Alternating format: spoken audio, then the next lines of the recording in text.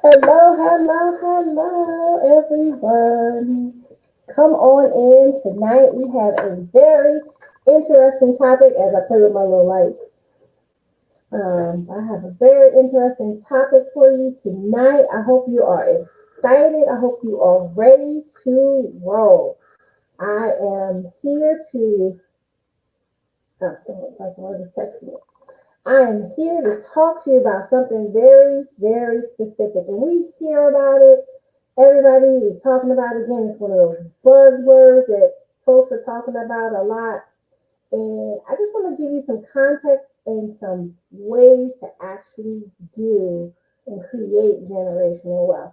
So I might be a little longer than normal, but listen, this conversation is long overdue and much needed. So tonight's episode, creating generational wealth.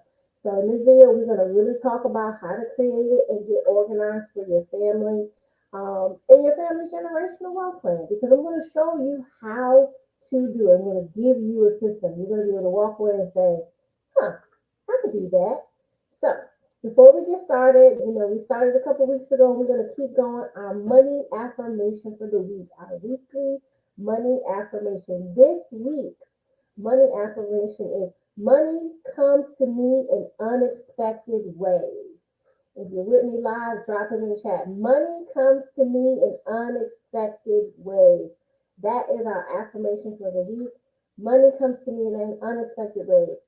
That is something that you can say to yourself in the morning, add to your list of affirmations. We should be all talking to ourselves in the morning, giving ourselves a pep talk, but that's one of the things that you can say to yourself and add to the list of affirmations that I've given you around finances so that it can help you around the area of creating the proper energy and vibrations to just start attracting all the things that you want to have attracted in your life. So I'm going to give you some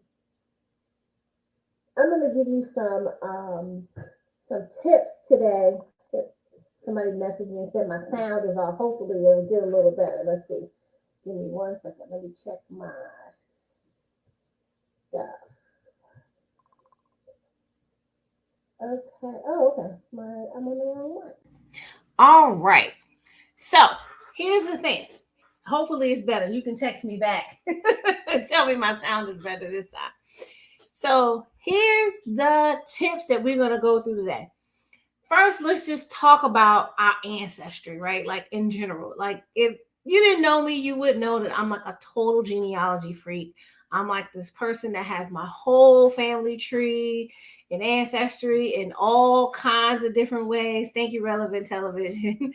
I have all this information, right? So let's talk mathematically, generationally. We say generational wealth. Well, right now, you and me, all of us here today, we have an opportunity right now to create create the wealth for 10 to 12 generations from now. We just have to do it. So let's think about it from this perspective. For you and I to be sitting here right now on this live, me sitting in my chair and you looking at me on your mobile device or whatever you're using, if we went back 12 generations, so it would take 4,094 people to decide to be together for you and me to just be here. So 4,000 for me to just be here and 4,000 for you to just be here. And you're probably thinking, that's a lot of people. There's no way. I got two parents. Well, your two parents have two parents. And your grandparents each have two parents. And as you keep going up the ladder, you're going to see exponentially how many great grandparents you have when you start talking second, third, fourth, fifth, sixth, seventh, eighth grandparents. There is a lot of them. And when you start to add them together, this is how many people it took just for us to be sitting here today. Well, right now, as we sit in this seat, we have the opportunity because we're going to be in somebody's 4,000 in the future. They'll be looking back and they may be able to say our name in the future, but we don't know. But if we create generational wealth for them, they'll know us, right? And so when you think about that, that's what some of the families, the wealthy families that we can call their names. We can call the Vanderbilts names. We can say the Rothschilds. We can say the Rockefellers, because somebody in their family 200 to 400 years ago put together a plan so that they would have money. Well, I'm going to teach you how to start yours right now. So get a pen and a paper because this is going down. This is going to be some real science today, right? So, because this is your opportunity, because if no one in your family ever takes the chance to step out and create and be that wealth creator for the generations to come, then who is going to do it? Who's going to take the chance to set up the next 2 to 3 generations and teach them how to then set up the next 2 to 3 generations so that we don't have to all be starting off with nothing. We don't all have to, as they say, be pulling ourselves up by our bootstraps, right? Now, if you leave money and they mess it up, that's their business, right? But you gotta leave some. You can put some things in place to control that too, right? We're not gonna go into that. But there's endless ways to create generational wealth, right? You're probably like, oh man, I could Google that right now and I'm gonna get a list of whatever, right? But let me give you a couple of them, right? One, teach your kids about money. We got to teach these kids about money because they don't know. The challenge we have is that we can't teach our kids about money because we don't know about money. Or you can't teach your, I shouldn't say we, because I know about money. You can't teach your kids about money because you don't know about money, right? And so you got to get educated first. But that's the number one thing. You got to teach your kids about money. You got to have life insurance. Surprise, surprise. That's one of them. I have about 7. You got to invest in the stock market. Got to do some real estate, whether it's commercial, residential, land. There's all kinds of ways to do those different things. You can build a business to pass down. You can create multiple streams of income that don't have anything to do with what I just said. But all those things will require you to set up what they call make sure you have the right beneficiary's name and to potentially take it to the next level with what they call a trust. Now, I've gone into detail on this in other lives on my group live on Thursdays at 8:30 with the Millionaire Ladies Mob. But I'm going to come here and I'm going to do it with you one-on-one. We're going to go through it step by step really slowly. So today I'm going to talk to you about one of those ways to create generational wealth, and that's going to be life insurance. And so you're probably like, oh, I don't want to hear about life insurance. I didn't come here for that. I'm excited. Stay excited because this gets good. Now, one of the things we think about with life insurance is, oh, that's just for burial. Well, no, it's not. The way you do it with life insurance is this, and I'm going to be straight to the point because y'all know I get straight to the point, is you want to have at least 10 times your annual income. So if you make $50,000, you need to have at least $500,000. If you make $100,000, you need to have at least $1 million in life insurance, right? You make sure you set your beneficiary as your children until they have grandchildren who are of age. And then you make your grandchildren the beneficiaries and remove the children. And then you teach the grandchildren and your children to do the same exact thing so that no matter what happens when someone leaves, because guess what? We ain't going to get out alive. I'm sorry to be the one to tell you. I'm sure I'm not the last person to say that, and I'm probably not the first. We ain't getting out alive. That's the trick. You get here, you have a lot of fun, you ain't getting out. But the thing is that you want to make sure that there is large sums of money passing into your family whenever someone transitions from this life. Or as they say on one of my favorite movies, to the upper room. When they go to the upper room, you want to make sure that there's money transition. And it's not just about the transition of money, but that's where the education comes in. Because if each grandparent, we'll just use the grandparents for now, make sure that there's funds for the grandchildren. And we'll just, in this example, we'll assume the grandchildren are at least young adults between 18 and 25. But those 18 to 25-year-olds know when their grandparents pass that they're going to get a portion of this life insurance, $250,000, $500,000, a portion of whatever the amount is, right? So let's just use $500,000 because that's easy math. If that grandchild receives that money, that grandchild should know from the conversations and the education in the family what to do with it. It's not go buy a fast car, go, spend it all. It's, okay, well, what are we investing in with this large sum of money? Are we going to buy real estate that has multiple uses where I can live in one and rent one? that it'll generate income. You want to be having that money generate income. Am I going to take that money and buy a business, a retail business, a storefront, or something that's going to generate money? A dry cleaners, I don't even know if they generate money like they used to, because nobody dresses up as much as they did. But it still could be profitable. But you want to have it set up where they know when they get past this large sum of money that they are to invest it into vehicles that are going to make that money worth more than it is.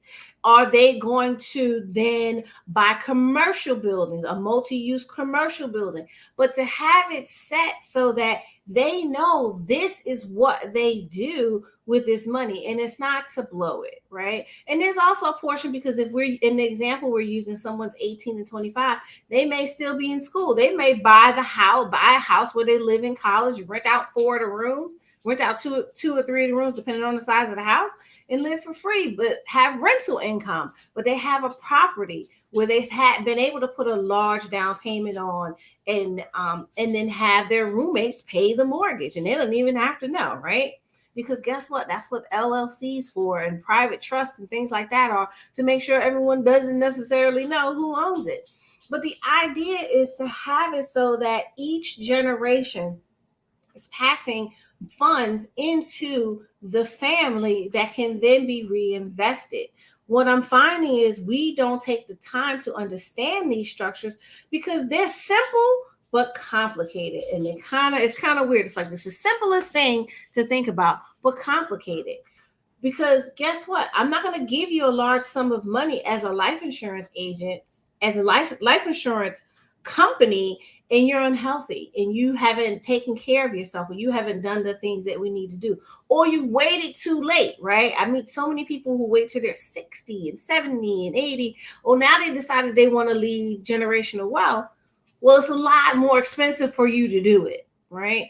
And so the idea is to do it before, to do it while you're 20 and 30 and 40, so that you can get more bang for your buck. Now, that's one of the best ways to do it. Now, I mentioned the others. We said life insurance and teaching your children about money are the number one things combined together, right? Then there's investing in the stock market. And I'm going to get a colleague of mine who is proficient in the stock market to come, because I am invested in the stock market, but I don't teach it. So I'm not going to sit here and profess and start making up stuff to tell you what I'm doing, right? But you can buy a business, build a business, and building a business to pass down is a little more complicated, because you got to have certain things in place, and you have to put different structures there, and you have to have it set up where it will be passed into the family. But then the challenge is, do the children or the grandchildren or the great grandchildren want to go in the family business? And that's another thing we can work on. But the biggest thing is to really start thinking about it now. So some things you should be doing right now, right? You should start with your end goal in mind. If you know that your goal is that you want to be able to pass down a certain amount of money into your family, and you have an idea what you want it to do, then you should be making a plan and writing it down, right? Then you're going to calculate, how much, know how much money it is, but calculate how much you think it's going to take you to get to that point, because you can buy pennies for dollar with life insurance, like I just explained, but it's something that you have to do. And then when you're doing it, and if you're using any other method that is an investment, because insurance is not considered an investment, it's a life insurance, right? But it has so many different abilities.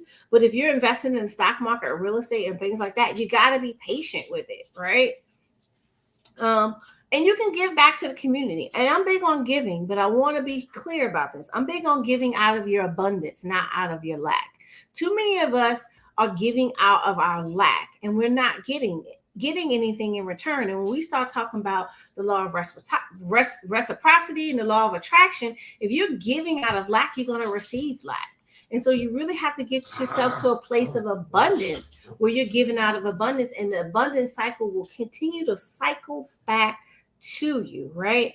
And then this one we don't want to hear, but sometimes we got to live below our means just a tad bit to get where we want to be, and be a little bit more disciplined with our money, our health, the things that we do, and stay focused and stay motivated on it. Because I just told you that right now, you could have the opportunity to impact, because I'm one of the 4,092 people, 94 people, ancestors right now, for the people 10, 12 generations from now. Well, I'm one that I have to think I will be able to decide how I can impact the 4,000 people coming behind me.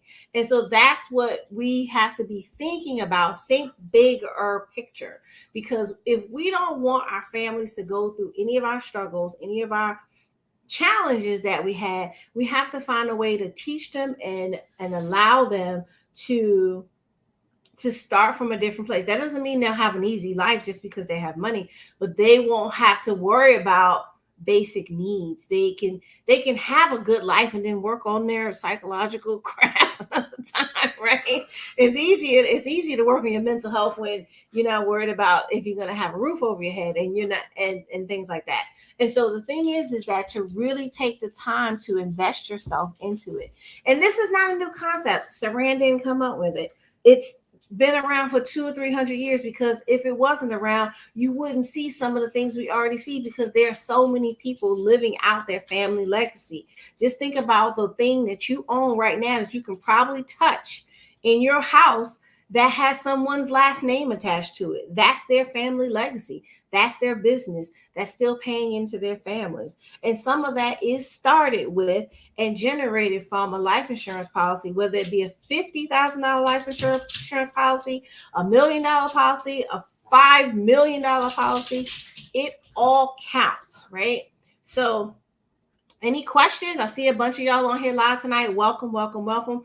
Type, say hello in the chat if you're here live. If you're watching a replay, type replay with your questions. And I'm here to talk about this. And I actually accidentally put my "I Make My Ancestors Proud" t-shirt on. Then I was typing my notes and I said, wait a minute, I got the right shirt on for today.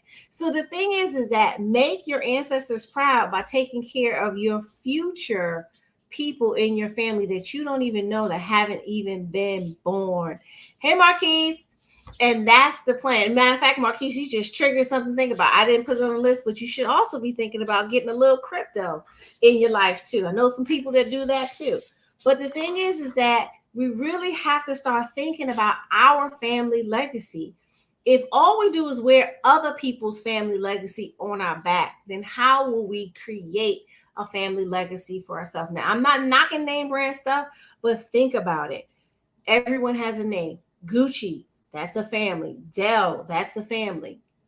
I'm trying to think of all the rest of these people that have names. But all these people with last names, that we buy their items, we really have to think about what we are doing for our family legacy. What is the Baker family legacy going to be? What is the Robinson family legacy going to be? I see you, Marquise.